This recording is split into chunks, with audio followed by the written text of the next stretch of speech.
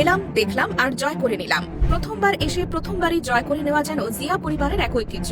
শহীদ রাষ্ট্রপতি জিয়াউর রহমান, তার স্ত্রী দেশনেত্রী বেগম খালেদা জিয়া কিংবা তাদের বড় সন্তান তারেক রহমান সবাই নিজেদের প্রথমবার নির্বাচনে প্রধানমন্ত্রী হয়ে রীতিমতো ইতিহাস গড়লেন বাংলাদেশের রাজনীতিতে।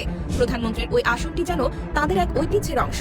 অস্থির রাজনৈতিক পরিস্থিতিতে 1975 সালের 7 নভেম্বর সিপাহী জনতার অভ্যুত্থানের মাধ্যমে জিয়াউর রহমান ক্ষমতার কেন্দ্রবিন্দুতে আসেন। পরবর্তীকালে 1977 সালের 21 এপ্রিল তিনি বাংলাদেশের রাষ্ট্রপতির অন্তর্বর্তীকালীন দায়িত্ব গ্রহণ করেন এবং 1978 সালের 3রা জুন তিনি রাষ্ট্রপতি নির্বাচনে বিপুল ভোটে জয়ী হন এবং 1 সেপ্টেম্বর 1978 সালে বাংলাদেশ জাতীয়তাবাদী দল বিএনপি প্রতিষ্ঠা করেন। অর্থাৎ নিজের প্রথম নির্বাচনে বিজয়ী হয়ে ইতিহাস গড়লেন তৎকালীন মেজর জিয়াউর রহমান। তার শাসনামল দেশের ইতিহাসে সবচেয়ে গ্রহণযোগ্য এবং তাৎপর্যপূর্ণ ছিল বলে এখনো স্মরণ করা হয়।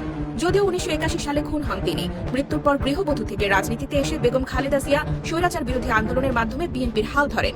1983 সালে দলের সিনিয়র ভাইস চেয়ারম্যান ও পরে 1984 সালে চেয়ারপারসন নির্বাচিত হন।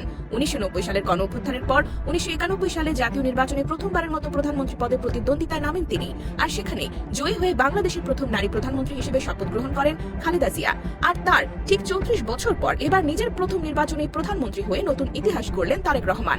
গত ডিসেম্বরে বেগম খালেদা জিয়া পরলোকে পাড়ি জমালে ভারপ্রাপ্ত চেয়ারম্যান থেকে পূর্ণ দায়িত্বে চেয়ারম্যান হিসেবে বিএনপির হাল ধরেন তারেক রহমান।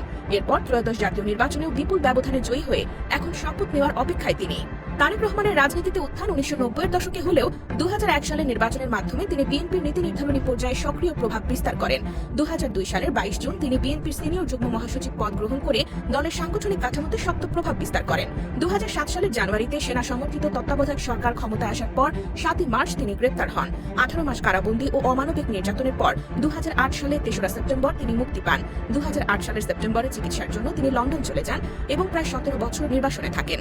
এই সময়ে তিনি দলের ভারপ্রাপ্ত চেয়ারম্যান হিসেবে দায়িত্ব পান এবং দলের প্রধান হিসেবে বিএনপির সিদ্ধান্ত গ্রহণ ও পুনর্গঠন পরিচালনা করেন।